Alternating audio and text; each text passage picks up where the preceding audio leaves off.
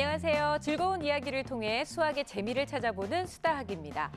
우리나라의 효자 종목 양궁의 독특한 훈련 방식이 화제가 됐었죠. 경기 현장의 소음과 조명에 익숙해지기 위해서 연습장 대신에 야구장에서 활 쏘는 것을 연습하기도 했고요. 담력을 키우기 위해서 최전방, 철책 근무까지 세웠다고 하는데요. 다소 의아하게 생각되는 부분도 있겠지만 사실 이러한 훈련 방식은 모두 수학적 분석에 따른 거라고 합니다. 그래서 그런지 정말 좋은 결과도 얻어냈고요. 여기까지만 들어도 스포츠 안에 정말로 많은 수학이 숨겨져 있을 것 같지 않으세요? 자, 오늘도 전문가 선생님들과 함께 즐거운 수학 이야기 시작해 보겠습니다.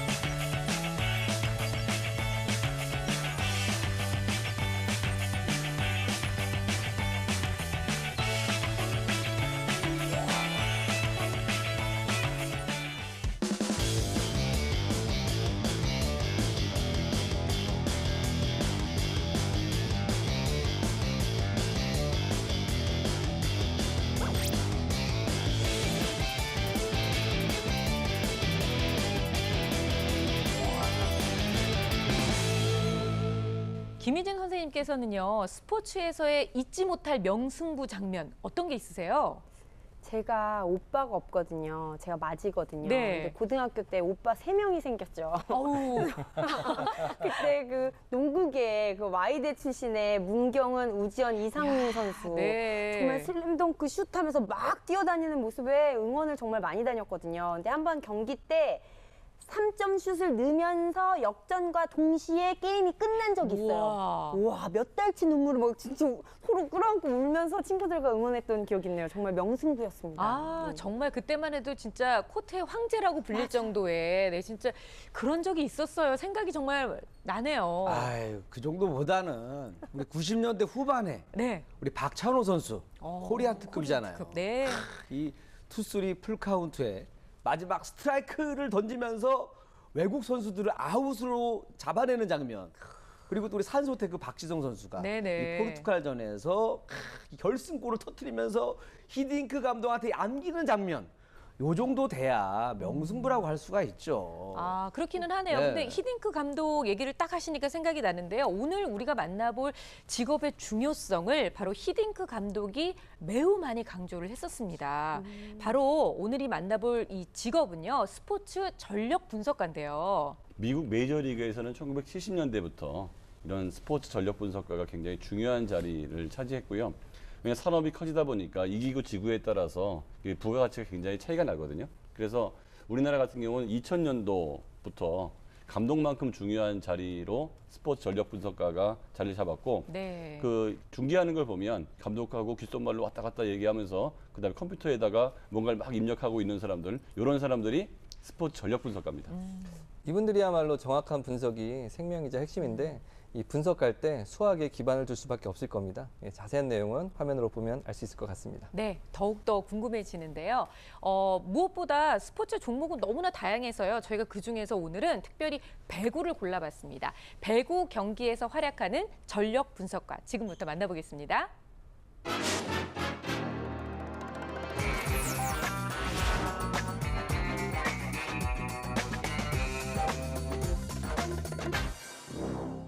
점수 하나에 울고 웃는 냉철한 승부의 세계 스포츠. 선수들은 오직 승리를 위해 발바닥에 닳도록 열심히 뛰고 스태프들은 선수들을 훈련시키고 좋은 전략으로 팀을 승리로 이끕니다. 그렇다면 전략을 짜는 것이 무엇보다 중요할 텐데요. 좋은 전략은 어떻게 만들어질까요? 지피지기면 백전백승이란 말도 있듯 우리 팀과 상대팀에 대한 꼼꼼한 분석과 특징을 파악하는 전략이 좋은 전략일 텐데요. 그래서 오늘 파인드넷에서는 승리와 패배를 가르는 열쇠, 전력 분석가를 만나보겠습니다. 경기장을 흔드는 기합 소리, 열심히 훈련하고 있는 이들은 배구부 선수들입니다. 그야말로 열 훈련을 하고 있는 선수들 뒤로 맨눈으로 관찰하는 한 사람. 지금 상훈아 스트레이트 이만큼 비었는데 왜 크로스 쪽으로 때려? 스트레이트 쪽으로 때려봐. 스트레이트 쪽. 남자의 말을 듣고 공을 때리는데 그렇지. 좋아. 나이스. 공격이 성공했네요. 선수들을 관찰하고 공격 코스까지 알려주는 이 사람이 오늘의 주인공 전력 분석가입니다. 도대체 무슨 일을 하는 것일까요?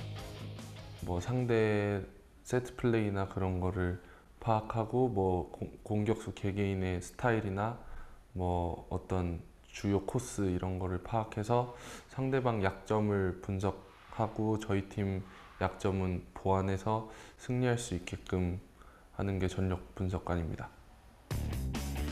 그러니까 우리 팀과 상대 팀의 경기 영상을 보고 선수들의 특징, 습관, 공격률 등을 분석하여 전략을 짜고 팀이 승리할 수 있도록 돕는 사람들을 전략 분석가라고 하는 거네요. 경기를 위해 수십 번씩 영상을 돌려보는 일도 허다하다는데요. 아니나 다를까 영상을 몇 번이고 돌려보는 전략 분석가. 중요한 경기가 있나 봐요. 저 내일 성균관대학교랑 시합이 있어서 성균관대학교 뭐 팀 플레이나 아니면 선수들 개개인의 그런 특성 같은 거를 분석하고 있습니다. 내일 있을 경기를 위해 상대팀을 분석하고 있었군요. 그런데 그냥 보는 것이 아니라 알 수 없는 알파벳과 숫자를 나열합니다. 이건 무엇을 의미하는 걸까요? 저는 이렇게 상대방 경기 영상이나 저희 게임 영상 같은 걸 보면서 이제 여기에 제가 데이터 값을 입력을 하면 제가 만들어 놓은 표에 통계나 확률로 다 이렇게 나오기 때문에 이거를 기반으로 이제 뭐 이 선수 성공률은 어떻고 점유율은 어떤지 상대방 약점을 찾고 저희 팀 약점은 보완하면서 경기를 승리할 수 있게끔 분석을 하고 있습니다. 선수들의 공격 특성, 방향 등을 프로그램에 입력하면 숫자로 바뀌어 데이터로 만들어지고 데이터를 토대로 전력을 분석하게 되는 것입니다. 그러나 어떻게 전력을 분석하는지에 대해서는 철저한 비밀이라는데요. 데이터를 분석하는 방법이 곧 전력 분석가의 능력이기 때문입니다. 또한 수학적 사고력이 많이 필요하다는데요. 한 수 더 앞을 바라본다든가 아니면 뭐 데이터 기반으로 이렇게 나왔을 때 우리는 이렇게 대처한다 이런 식으로 하나 더 앞을 생각하는 그런 수학적인 사고력이 굉장히 특히나 요새 분석관이 많기 때문에 특히나 더 중요하다고 생각을 하고 있습니다. 경기는 선수들의 시합이기도 하지만 분석가의 싸움이기도 합니다. 상대 전력 분석가의 수까지 파악해야 하기 때문에 수학적 사고력이 필요하죠. 크로스. 경기 전날에는 선수들과 함께 모여 전력 분석가의 데이터 분석 자료를 공유합니다. 싸워주고. 크로스 큰 각까지 돌아야 돼. 오케이? 라이트 전이도 빠져 수비해주고 명근이 빠져 같이 수비해주고. 오케이? 뭔 말인지 알지? 오케이. 그리고 함께 상대팀의 영상을 보며 어느 쪽으로 공격할지 어떻게 막을지 수비 작전을 짭니다. 타이밍이 그렇게 빠르지 않아서 이쯤 되니 지금도 전력 분석가의 완전 데이터가 멘트는 아니란 선수들에게 말이야. 어떤 그냥 영향을 써도 돼. 끼치는지 궁금해지는데요. 일단 분석이 있으므로 저희한테 많이 도움이 되는데요. 일단 저희도 선수고 긴장을 한 상태지만 상대를 일단 알고 들어가기 때문에 그거에 대해서 대처 능력도 있고 일단 상대의 약점을 알고 들어가기 때문에 저희 입장에서는 더 편안하게 경기 운영도 할 수 있고 팀원들끼리 약속이 돼 있는 상태여서 더욱더 경기력이 향상이 되는 것 같습니다. 자, 더 질문 없습니까? 네. 자, 미팅 마치겠습니다. 성공적으로 미팅을 마친 후 전력 분석가는 다시 자리에 앉습니다. 시합이 시작되기 전까지 만반의 준비를 끝내기 위해서인데요. 경기가 많을 때는 하루에 2~3시간씩 자며 경기를 분석한다고 합니다. 정말 열정이 넘치네요. 다음 날 다시 찾은 경기장. 경기 시작 전 선수들이 몸을 풀고 있습니다. 응원하러 온 관객들도 기대에 찬 눈빛인데요. 선수들만큼 긴장하는 한 사람이 더 있습니다. 분석한 내용을 감독님께 전하는 전력 분석가. 연습을 하는 선수들을 보며 오늘의 경기의 흐름을 예상해 봅니다. 호루라기 소리와 함께 드디어 시작된 경기. 관객들의 응원 열기도 뜨거운데요. 매서운 눈빛으로 경기를 관찰하며 바쁘게 손을 움직이는 전력 분석가. 경기 중에도 선수들을 꼼꼼히 분석하는데요. 실시간으로 전력을 분석하여 감독에게 전달하면 감독은 분석에 따라 전략을 바꾸는 것이죠. 이렇게 많은 데이터를 다루는 전력 분석가에게 수학은 어떤 의미일까요? 수학은 어떻게 보면 분석관이랑 별로 뗄래야 뗄 수 없는 그런 사이인 것 같아요. 왜냐면 이제 정말 데이터적인 싸움도 많이 하고 머리 싸움도 많이 하는데 항상 통계를 바탕으로 작전을 짜고 확률이 높은 쪽으로 가기 때문에 확실히 수학은 정말 뭔가 뗄래야 뗄 수 없는 그런 것 같아요. 전력 분석가의 분석은 곧 경기의 승패를 가르는 열쇠가 됩니다. 그만큼 신중에 신중을 기할 수밖에 없을 텐데요. 많은 데이터를 분석하고 결과를 만들어내는 전력 분석가의 수학적 능력이야말로 경기를 판가름내는 중요한 요인이 아닐까 싶습니다. 오늘 파인드매스에서는 전력 분석가를 만나봤습니다. 승리와 패배를 가르는 열쇠다라고 얘기를 하니까 정말 이분들이 이 전력을 분석하는 것이 얼마나 중요한 건지를 알 수가 있을 것 같은데요. 더욱더 그 어려운 것은 우리 팀만 분석하는 게 아니라 상대 팀의 전력까지도 계속 분석을 해야 되는 거잖아요. 그리고 이런 거 저런 거 뭐 기능적인 면, 어떤 뭐 잘하는 거 이거 다 떠나서 저는 일단 너무 잘생겨서 오늘 그 화면을 보면서 너무 마음이 훈훈했어요. 사실 김희진 선생님도 마찬가지셨죠? 그렇죠. 제 마음을 그냥 그대로 말씀해 주셨네요. 정말 훈훈하더라고요. 네. 근데 이 스포츠 전력 분석가가 이제 어른들은 이런 직업이 있을 것이라고 짐작만 하고 좀 낯서실 수도 있는데 의외로 아이들이 굉장히 잘 알고 있습니다. 스포츠에 관심이 많거든요, 아이들이. 그래서 장래 희망에 보면 스포츠 전력 분석가라고 쓰는 친구들이 꽤 많아요. 아, 그래요? 예. 그리고 이렇게 보면 수학적인 요소가 굉장히 많이 접목이 돼요. 뭐 경우의 수, 확률, 함수, 대응 뭐 여러 가지 수학의 덩어리가 막 집약적으로 되다 보니까 이것을 하려면 수학을 또 잘해야 되고 그러다 보면 수학적 사고력이 이 스포츠 전략 분석의 핵심이라고도 할 수 있을 것 같아요. 네. 저 역시도 그 분 참 부럽네요. 훈남 기럭지 얼굴들이 참 부러운데 어쨌든 이 프로스포츠의 세계에서는 승률이 곧 연봉하고 직결되잖아요. 네. 그래서 이 상대 팀을 분석하고 나의 장점과 단점을 분석하고 내 승률을 어떻게 하든 올리는 것이 이 전략이 될 수 있는데 이것이 바로 그 전력 분석가가 필요한 이유가 되겠죠. 그 정보를 얻고 내 경기에 이렇게 적용을 한다든가 하는 방식을 찾을 수 있을 겁니다. 그래서 영상에서 보면 오른쪽으로 때려봐 이런 말을 전력 분석가가 하잖아요. 그러니까 뭐 예를 들어서 상대 팀이 이쪽으로 잘 놓치니까 네. 너 그쪽으로 때리는 연습을 해봐라는 말과 동일할 거라고 생각합니다. 그런 식으로 이 어떤 전력 분석가의 안내가 그 선수들의 시야를 좀 넓혀주는 역할을 하고 전략을 좀 더 잘 짤 수 있게 하지 않을까 이런 생각을 하고요. 네. 그러나 아무리 이렇게 대비를 해도 완벽하게 대비는 할 수는 없을 거예요. 뭐 김연경 선수 어떤 상대방이 대비를 하고 온다 해도 스파이크의 방향을 예상한다 해도 또 못 막을 때도 있고 그렇죠. 완벽하게 대비할 수는 없겠지만 그러나 이런 식으로 그렇게 대비를 하다 보면 아무래도 확률은 훨씬 더 높아질 거란 말이죠. 예를 들어서 상대팀의 어떤 선수가 강 스파이크를 저렇게 딱 준비를 하고 하면 그래 저렇게 뜨는 순간 우리 더블 블로킹을 해서 하자 그러면 또 개그가 좀 생각이 나는데 이럴 줄 알고 하면서 이럴 줄 알고 네, 계속 맞고 그래서 나는 이럴 줄 알고 내가 또 스파이크 때리려다가 살짝 페이크로 살짝 넘긴다든지 그렇죠. 네. 그러면 또 상대방 또 이럴 줄 알고 뒤에서 이렇게 상대방의 어떤 움직임을 예측한다든가 그런 것들을 데이터 즉 수치화해서 이 선수의 스파이크 능력이라든지 그리고 방향이라든지 각도라든지 이런 것들을 예상해서 상대방의 움직임을 예상해서 움직일 수 있다면 점점 승률은 높아질 거다라는 걸 예상할 수 있겠죠. 네. 사실 전력 분석가가 스포츠뿐만 아니라 다양한 데 쓰이고 있습니다. 그래요? 우리 수학을 위해서 우리 세 분의 전문가 선생님들도 네. 우리들은 모르시겠지만 또 방송 전력 분석가를 통해서 한 분 한 분 수학에 가장 최적화되신 분들을 하려고 했는데 네. 그거보다는 우리 PD님 감으로 그렇죠. 다 섭외했지만 이렇게 훌륭하게 합니다.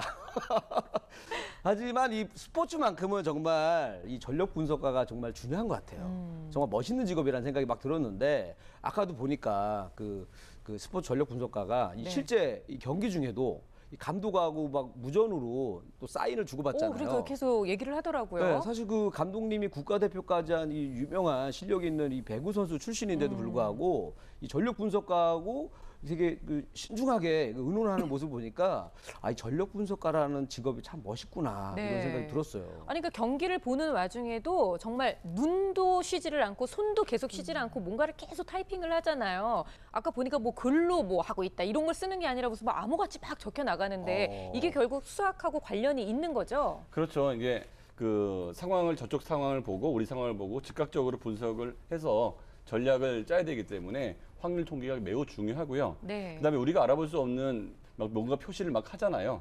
그게 뭐냐면 우리가 적는 걸 남이 보면 안 되기 때문에 또 암호 역할도 하게 되고. 그렇기도 하네요. 그렇죠. 그리고 그다음에 나가서는 이 팀의 기밀을 노출시키면 안 되기 때문에 전략 분석가가 도대체 뭘 어떻게 하는지는 사실 외부에서 봐서 알기는 힘들 거죠. 네, 말씀하신 대로 확률과 통계가 많이 쓰일 거고요. 네. 아까 화면에서 보신 바와 같이 보면은 표로 이렇게 리시브 몇 % 확률, 뭐 공격 확률 몇 % 이렇게 네. 다 표로 정리가 되어 있어서 수치화해서 선수들에게 전달해 주는 역할을 하는 거죠. 근데 이런 얘기를 들으니까요. 왠지 저는 그냥 딱 떠오르는 게 빅데이터랑 좀 비슷한 부분이 있나라고 생각했는데 같은 건 아닌 거죠. 네, 근데 정말 비슷한 면이 있죠. 여러 가지 그 상대편의 경기 자료와 같은 여러 데이터 중에서 필요한 정보를 추출해서 쓴다는 그런 공통점이 있는데 빅데이터 같은 경우는 무엇을 어떻게 사용할까? 그러니까 주제 자체도 그 다양한 데이터 속에서 뽑는다면 네. 여기는 주제가 명확하게 정해 있다는 점이 좀 다른데 그러다 보니까 열심히 많은 경기를 보면서 그 뽑아낸 요소들을 열심히 통계를 내서 그 통계를 바탕으로 그게 감으로 하는 게 아니라 아까 PD님의 그 감으로 하는 게 아니라 분석적인 수학적인 자료를 통해서 한다는 점이 수학적 사고력이 정말 필요한 직업이라고 할 수 있죠. 네. 근데 예를 들어서 전력 분석가가 딱 이렇게 얘기를 했는데 그게 딱 맞아 들어가가지고 그 전력대로 했더니 진짜 승리를 거머쥐었다. 너무 통쾌하고 짜릿할 것 같아요. 실제로 이렇게 한 영화도 있어요. 예전에 그 머니볼이라는 영화 보셨어요? 본 것 같아요. 브래드 예. 피트 나오던 영화. 네네. 그 메이저리그 야구를 소재로 한 건데 이게 실화입니다. 메이저리그 최하 팀 그리고 그나마 잘하는 애들은 또 다른 팀에서 또 돈 주고 다 빼갔어요.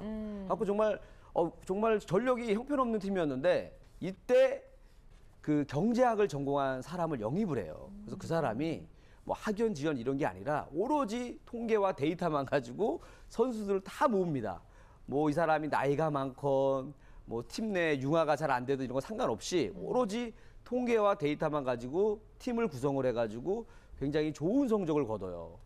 그래서 이거 봐도 야 통계와 데이터가 이 굉장히 그 성적에도 스포츠에 굉장히 큰 영향을 미친다라는 생각을 하게 됐죠. 네. 네. 근데 우리가 배구의 이제 전력 분석가를 만나봤고요. 또 얘기 들어보니까 야구도 그렇고요. 네. 사실 스포츠 종목에서 수학이 다 이렇게 쓰임새가 있는 것 같아요.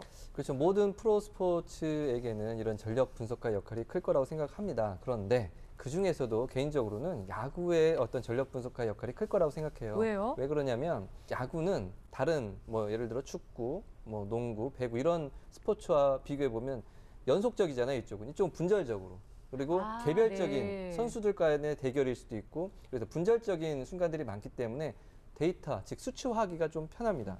예를 들자면 뭐 투수의 입장으로서 9회 말 투아웃 상황이다.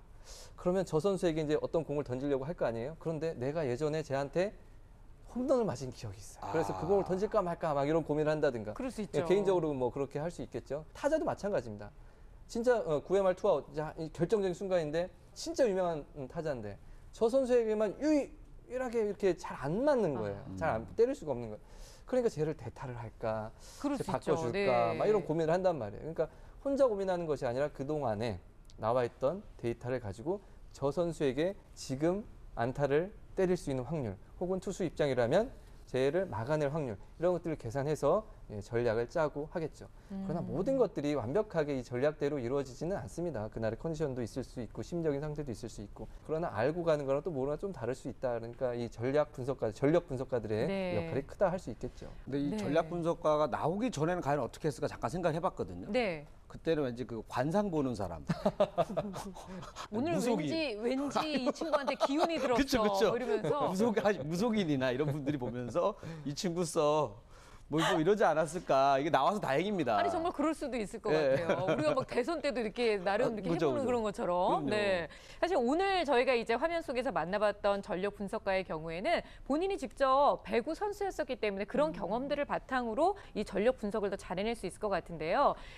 진짜로 전력 분석가가 되고 싶어하는 아이들은 어떤 공부와 또 어떤 경험들을 쌓으면 도움이 되나요? 그 운동선수 출신으로 그 전력 분석가가 되는 경우는 경험적인 측면에서 전력 분석가가 되는 장점이 있는데 요즘 같은 경우는 이제 스포츠 기록 연구원이라는 게 있어서 개인 종목으로는 뭐 그 육상이나 수영, 단체 종목으로는 뭐 농구, 축구, 배구, 야구 뭐 이런 것들을 전력을 꼼꼼히 기록을 하는 사람들인데 아예 운동선수가 아님에도 불구하고 체육학과나 스포츠 산업학과 이런 쪽에 진출을 해서 네. 자기는 운동선수가 될 생각이 없이 처음부터 목표가 뭐 운동 관련된 기자라든지 이런 전력 분석가가 되는 길을 선택하는 경우도 있고요. 제일 중요한 거는 그 내가 관심을 갖는 그 분야에 그 엄청난 애정이 일단 필요하죠. 네. 그 초등학교 정규 교육 과정에도 스포츠 전력 분석가가 되는데 필요한 요소들을 직접적으로 길러주는 과정들이 많이 있거든요. 그래요? 예. 체육 수업 같은 경우는 아이들이 되게 좋아하는 게 야구랑 축구를 하고 싶어 하거든요. 근데 이제 공이 막 휘날리다 보니까 실질적으로 그런 활동은 많이 하지 못하고 배구를 그렇게 많이 해요. 네. 근데 이제 배구를 여러 번 하다 보면 자기들끼리 이제 편을 짜주면 알아요. 쟤는 토스를 그렇죠. 잘하고, 뭘 잘하는 친구는 쟤는 다 수비를 보이죠. 잘하고 해서 자기들끼리 전략을 짜서 막 하거든요. 근데 하고 나서 보면 부작용이 있는 게 그게 전달이 잘 안 돼서 쟤한테 던지지 말랬잖아. 아니 못 들었다고. 그래서 졌다고. 그래서 막 꺼이꺼이 울고 남자애들은 정말 땅을 치고 울고 네. 막 이러거든요. 그래서 수업 전에 경기를 하기 전에 그러면 분석표를 만들어 봐라. 그랬더니 자기들이 이제 이름을 적고 하면서 분석표를 만들어서 했더니 집중력도 높아지고 실제로 분석력도 높아졌어요. 게다가 그런 자료들이 축적이 되다 보니까 살아있는 수학 수업이 되더라고요. 오, 진짜 그렇겠어요. 예, 그래서 정말 좋았습니다. 네, 이 아이들의 예처럼요. 스포츠에 관심이 많은 아이들 같은 경우에는 이 스포츠 전력 분석가라는 직업을 소개해 줌으로 해서 수학에 관련된 흥미도 좀 이렇게 높여주는 그런 계기로 만드시면 좋을 것 같습니다. 자, 오늘 파인드 매스에서는요. 스포츠 전력 분석가를 만나봤습니다.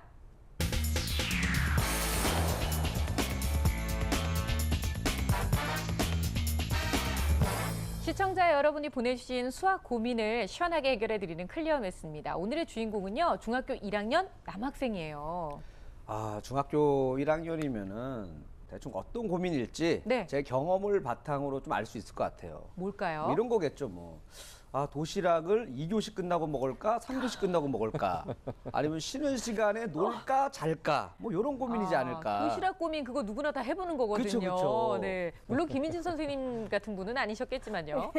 중학교 1학년 정도 되면 보통 이런 고민을 많이 하더라고요. 그러니까 초등학교 때 나는 잘한다고 생각했는데 막상 중학교에 올라서 시험을 치니까 내가 못하는 아이였던 거예요. 네. 그래서 그거에 대한 당황스러움 또는 중학생이 돼서 꾸준히 앉아서 공부를 정말 최선을 다해서 했는데 결과가 안 나오고 열심히 했는데도 문제를 보면 막막해서 공부하는 방법에 대해서 좀 제대로 알고 싶다 이런 고민들이 많더라고요. 네, 이런 고민들을 한대요. 네, 이런 고민들을. 네. 자, 그렇다면 오늘의 주인공은 과연 도시락 고민일까요? 아니면 정말 공부 고민일까요? 함께 만나보도록 하겠습니다. 오늘의 주인공은 어떤 수학 고민으로 수다학을 찾았을까요? 알콩달콩 흐뭇한 모습이네요. 보드게임에 빠진 남매. 세상에 표정 좀 보세요. 정말 신나 보이죠? 오늘의 주인공은 둘 중 누구일까요? 안녕하세요. 중학교 1학년 이태영입니다. 침착한 목소리의 주인공 태영군을 소개합니다. 여동생과도 잘 놀아주는 100점 오빠 태영이. 태영이의 수학 고민은 과연 무엇일까요? 도형 넓이 구하는 거예요. 공식이 너무 많아서 그 넓이 외우는 게 헷갈려요. 공식 암기가 유독 어렵다는 태영이. 공부 습관을 관찰해보면 그 원인을 알 수 있지 않을까요? 하루 1시간 정도 숙제 위주로 공부를 하고 있는데요. 그나저나 첫 문제부터 별표를 치고 마는 태영이. 자유학기제 때문에 시험이 없어 선행 위주의 공부를 하고 있었는데요. 또다시 별표를 치고 넘어가고 마네요. 역시 도형 문제가 태영이의 발목을 잡고 말았습니다. 열심히 풀어보려고 하지만 공식이 생각나지 않나 본데요. 중학교 올라온 이후 수학 공부 때문에 힘들어하는 태영이 쭉 수학을 어려워했던 걸까요? 초등학교 때는 연산을 잘하는 아이라서 계속 잘 해왔고요. 중학교 때는 아무래도 문제도 많이 어려워지고 응용된 부분이 많다 보니까 아이가 많이 힘들어했어요. 아무래도 좀 심화 과정이나 응용된 문제들을 좀 잘 했으면 좋겠어요. 태영이가 유독 수학을 힘들어하는 이유는 무엇일까요? 문제집을 살펴봤습니다. 개인 지도를 받고 있는 태영이는 선생님과 풀 때는 집중도 잘하고 틀린 문제도 거의 없다고 하는데요. 태영이가 어려워했던 도형 문제 역시 잘 풀었습니다. 하지만 혼자 푼 문제집은 별표가 하나도 둘도 아닌 무려 9개나 됩니다. 도형 문제는 손도 대지 않고 넘어가 버린 태영이. 그래서 직접 태영이의 실력을 점검해 보기로 했습니다. 태영이가 수학 문제를 잘 풀고 있는지 또 문제점이 없는지 이렇게 알려주려고 갖고 온 문제집이거든. 그러니까 지금 시간은 조금 줄 테니까 한번 잠깐 풀어보자. 중학교 1학년 과정에서 등장하는 다양한 문제들. 연산 문제부터 태영이가 어려워하는 도형 문제까지 모두 준비했는데요. 과연 태영이는 잘 풀 수 있을까요? 지웠다 풀었다를 반복하는 걸 보면 쉽지만은 않아 보이네요. 다 풀었어요. 3번 맞았고 4번 틀렸고 5번 맞았고. 채점을 시작하자 표정이 어두워졌습니다. 15개 중에 7개 맞았네. 고생했어. 절반 정도 맞춘 태영이. 연산은 자신 있다고 했는데 간단한 1차 방정식 연산 문제도 틀려버렸네요. 역시 도형 문제도 모르겠다고 넘겨버렸습니다. 이거 직접 풀어보니까 어땠어? 좀 어려웠어요. 아무래도 시험이 없다 보니 그동안 스스로 실력을 점검하지 못했던 태영이. 점수를 보고 충격을 받았는지 다시 공부를 시작합니다. 엄마는 그저 태영이가 동생과 함께 있을 때처럼 수학 공부를 할 때도 스트레스 받지 않기를 바랄 뿐이라는데요. 태영이가 초등학교 때는 수학을 제일 재미있는 과목으로 생각했거든요. 지금은 좀 그때보다 많이 힘들어하고 그래서 예전처럼 재미있고 가장 즐거운 과목으로 다시 그렇게 됐으면 좋겠어요. 수학을 가장 좋아했지만 현재는 큰 벽에 부딪힌 태영이를 위한 좋은 방법이 없을까요? 태영이가 다시 수학에 흥미를 가질 수 있도록 수다 도와주세요.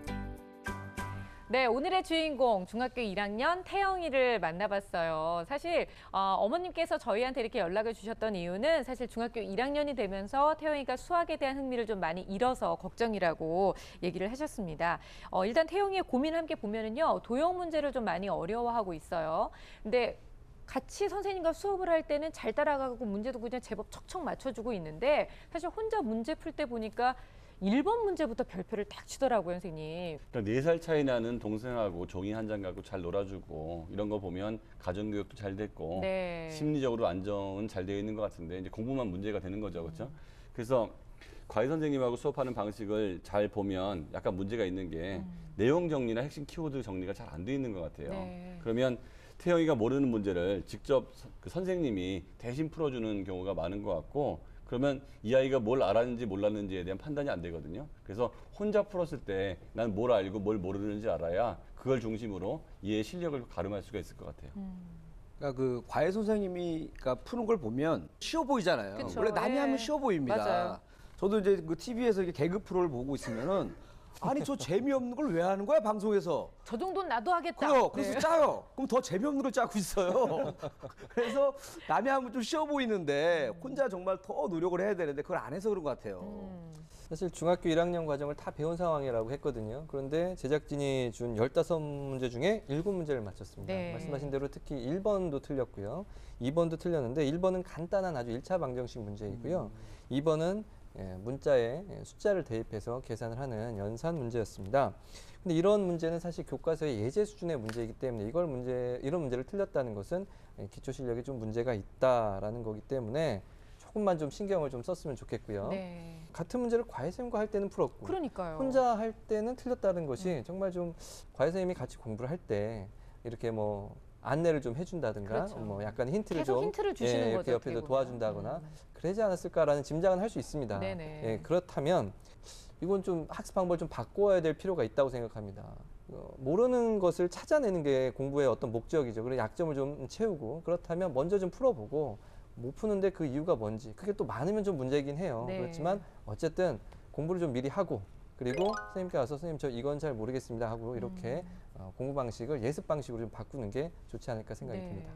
제가 봤을 때는 중학교 2학년 선행은 아직은 하지 말고 중학교 1학년 과정을 제대로 다시 공부하고요. 그리고 초등학교 6학년 과정을 여유가 된다면은 그쪽으로 후행을 좀 해봤으면 좋겠어요. 6학년 과정의 그 도형은 이제 많지도 않고 이렇게 빠른 시일 내에 습득할 수 있으니까 6학년 과정을 한 번 더 제대로 개념을 짚어보면 좋겠고, 그리고 이제 도형의 공식 같은 경우는 증명 과정이 되게 중요하거든요. 이 도형에서 공식이 나오기까지의 그 증명 과정을 제대로 이해하면 이 A라는 거, B라는 이런 거가 그냥 단순히 외워야 되는 기호가 아니라 의미가 부여가 되고 연상이 되기 때문에 훨씬 더 그 공식 간의 구분이 잘 되고 잘 기억하게 되거든요. 그래서 그런 증명 과정을 재미있게 다룬 책들을 좀 읽는 것을 권하고, 보면 이렇게 도형의 공식을 나타낼 때 막 관련된 수학자들 있잖아요. 이거를 밝혀낸 수학자들의 일대기를 하면서 전구가 반짝반짝하면서 이거였어 하면서 막 밝혀내는 막 그런 그 영상들, 애니메이션 같은 것들이 이제 무료로 볼 수 있어요. 그래서 그런 것들을 보면서 참고하고, 그리고 그 증명 과정을 잘 다룬 인터넷 강의를 접해보는 것을 추천합니다. 근데 뭐 공부법도 잘 알려주시고 문제점도 좀 잘 지적해 주셨어요. 네. 근데 과외 선생님이 TV 보다가 리모컨을 떨어뜨리실 것 같아요, 왠지. 아니 왜 나한테 일어나? 그러니까 내가 뭘 잘못했길래 하면서 예. 화내고 있지 않을까 좀 걱정이 됩니다. 그게 언짢으실까봐 좀 걱정되는데요. 너무 오해하지 마시고요. 그러니까 뭐 선생님도 계속 더 우리 방송 보면서 더 발전해 나가실 수 있는 거니까. 근데 수학 공부를 하다 보면 이제 귀납적으로 할 거냐, 연역적으로 할 거냐인데, 귀납적으로 많은 문제를 풀다가 이치를 깨닫는 경우도 있고요. 어떤 경우에는 어떻게든지 풀어야 되는 경우가 있어요. 그때는 약간의 힌트가 문제 해결력에 도움이 되긴 하는데, 기본 유형의 문제 같은 경우는 그런 식으로 해가지고 원리를 찾기가 되게 힘들거든요. 네. 그래서 과외 선생님께서 이 아이가 어떤 문제를 틀리면 도대체 이 문제를 왜 틀릴지의 가장 근본적인 원인을 파악해서 그 개념을 여러 번 반복하게 만들고, 이거와 유사한 문제를 동시에 3개 좀 줘서 이게 다른 문제 같지만 이것만 이해하면 풀 수 있는 거다라는 식으로 처음에는 연역적으로 학습을 해주면 이 아이가 좀 적응하는데 도움이 되지 않을까라는 생각이 듭니다. 네, 선생님 절대로 노여하지 마세요. 네. 자, 우리가 그 태영이의 또 검사를 진행을 해봤잖아요. 어떤 결과가 나는지 궁금하네요. 네, 화면을 보면서 설명을 드리겠습니다. 언어성이 약간 평균보다 조금 낮고요. 동작성은 평균보다 조금 높고 전체적으로는 평균 수준인데, 그 강점은 희한하게도 토막자기, 즉 공간지각력이었어요. 근데 이 아이가 지금 도형이 약하다고 그랬잖아요. 네. 근데 동작성에서 강점이 꽤 높은 수준의 강점이었거든요. 보통 공간지각력이 안 좋은 사람들은 머릿속에 도형이 안 그려집니다. 그렇죠. 그런데 이 아이는 그려져요. 근데 그려지는데 그게 정의로 표현을 못하는 거예요. 그래서 언어적으로 이해를 못하는 면이 좀 있어 보이는 게 있고요.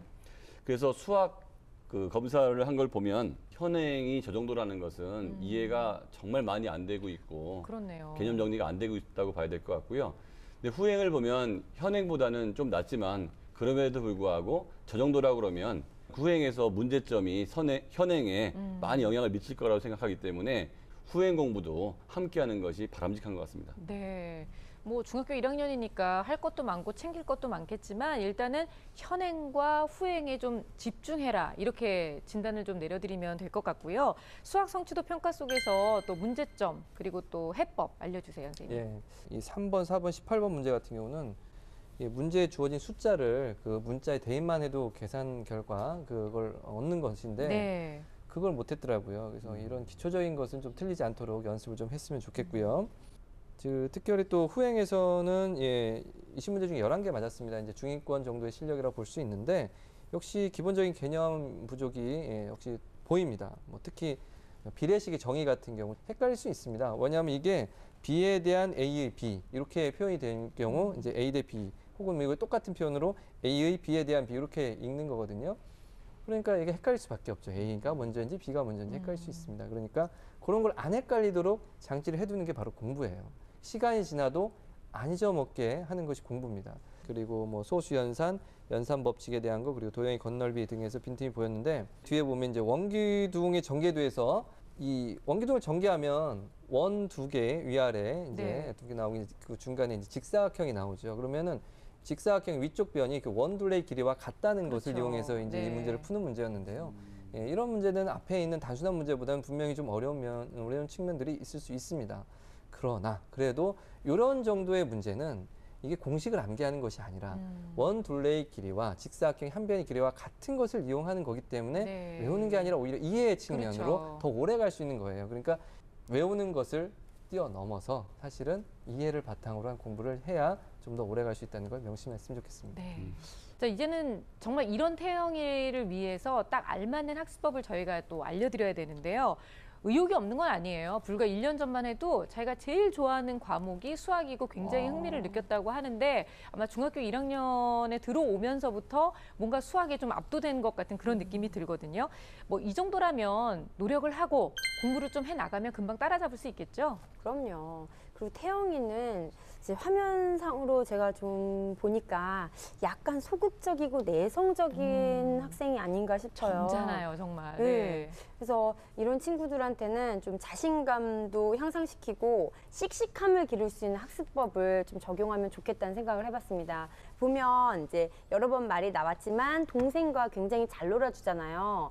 이게 오빠하고 여동생하고 이런 나이 차이가 나면 이상하게도 오빠들이 굉장히 권위적이 되는 경우가 많거든요. 야, 영희야 하고 불러서 가보면 왜? 그러면 문 닫고 가. 뭐 이러고 계속 시키고 한참 불러서 하면 뭐 이렇게 선풍기 2단에서 3단으로 누르고 가. 뭐 이러고 계속 이렇게 권위적인 오빠들이 많은데 되게 친절하게 잘 놀아주잖아요. 그래서 그것을 좀 응용해서 그러니까 태영이가 개념을 익힌 것을 동생을 앉혀두고 오빠가 설명해 줄게 하고 이렇게 가르쳐주면서 동생도 공부가 되고 태영이도 다시 한번 확인하는 자연스러운 그런 시간. 후행이 되는 거잖아요. 네, 그렇게 해서 자신감을 얻어도 되고 또 아니면 이렇게 약간 소극적이고 내성적인 친구들이요.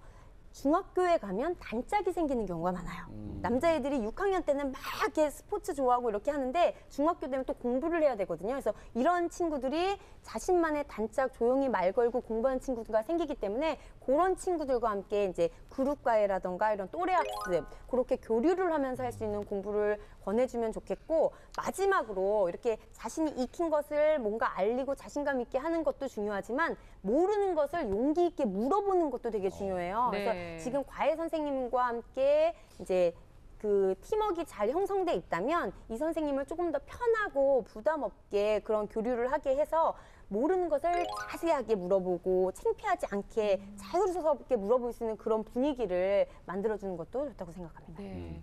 그럼 스토리텔링 문제도 어려워하고 그다음에 검사 결과도 언어력도 좀 안 좋게 나왔고 독서 습관도 안 좋아서 일단 이 아이가 규칙적으로 책을 읽었으면 좋겠는데 문학보다는 이제 비문학 설명을 하는 글들이 좀 맞는 것 같고요. 그래서 논리적 사고를 좀 가질 필요가 있고 그다음에 TV 같은 거 볼 때도 다큐멘터리 같은 거를 좀 보면서 언어적 발전을 위해서 TV를 본 것을 가족들 앞에서 자연스럽게 이야기하거나 내가 읽은 책 내용을 자연스럽게 이야기함으로써 분석적 사고와 논리적 사고를 같이 키울 수 있고 또한 자신감도 기를 수 있는 방법이 될 수 있습니다.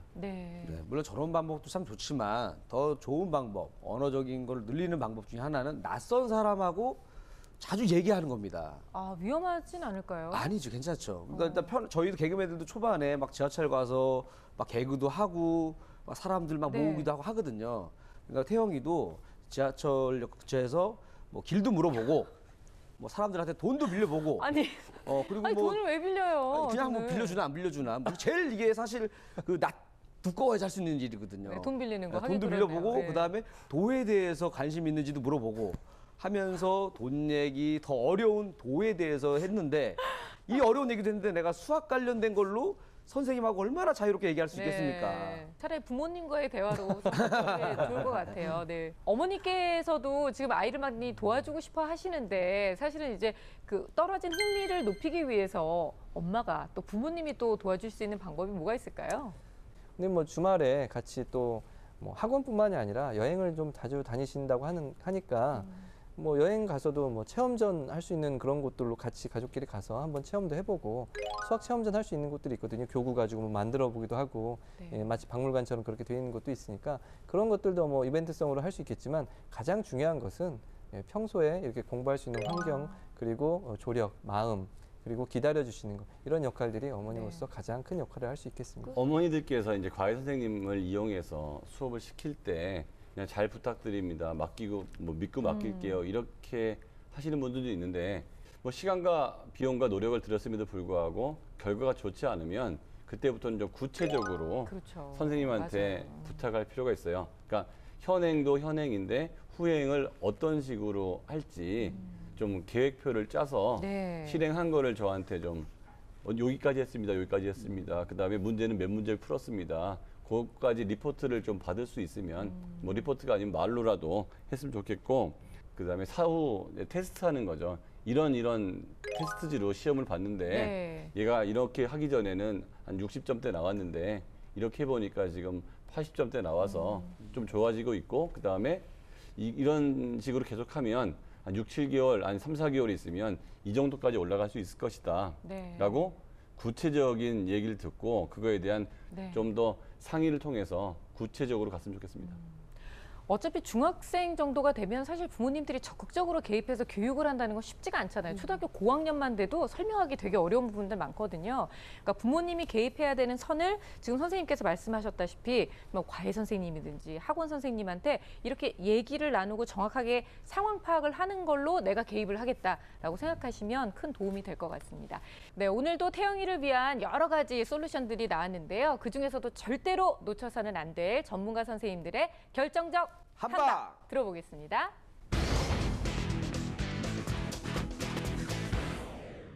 제 결정적 한방은 다시입니다. 태영이는 초등학교 6학년부터 체계적인 개념 학습이 다시 필요합니다. 다시 시작해보세요. 제 결정적 한방은 정의입니다. 이게 저스티스가 아니고요.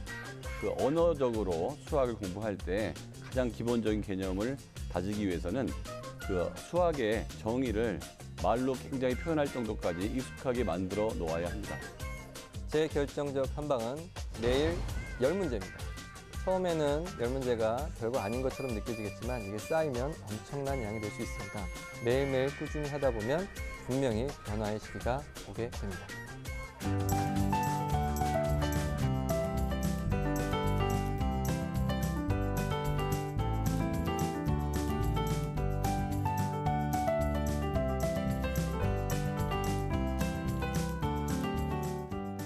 이리 씨의 결정적 한방 들어볼까요? 네, 제 결정적 한방은 네, 바로 이겁니다.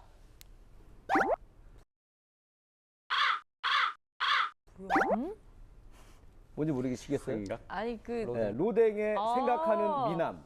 미남? 로댕의 생각하는 사람을 제가 네. 잠깐 보여드렸는데 내가 보니까 태영이가 이 과외 선생님하고는 잘하는데 혼자 하면 문제를 잘 못 풀잖아요. 네. 그만큼 혼자 고민하고 생각하는 시간을 많이 갖지 않았기 때문이다라는 생각을 했어요. 이 중학교 수학은 혼자 생각하고 고민하는 시간이 많아야 좋은 성적을 거둘 수가 있습니다. 네. 저의 이 자세를 잘 보시면서 혼자 고민하는 시간을 늘리면 성적은 반드시 오른다! 이렇게 생각합니다. 네, 그래. 생각을 키워나가는 거는 굉장히 중요한 것 같아요. 사실 태영이뿐만이 아니고요. 중학교에 올라가면서부터 수학이 너무 어렵다라고 느끼고 그래서 점차 수학에 대한 흥미를 잃어가는 친구들이 주변에 많이 있습니다. 그러니까 너무 혼자 걱정하지 말고요. 함께 노력하면 분명히 해나갈 수 있는 것 같아요. 꼭 반드시 수학만 열심히 해야 되는 것이 아니라 TV에서, 책에서 또는 체험활동을 통해서든 얼마든지 수학의 흥미를 되찾을 수 있다는 것도 꼭 기억해 주시기 바랍니다. 자, 오늘 수학은 여기까지고요. 저희는 다음 시간에 다시 찾아올게요. 고맙습니다.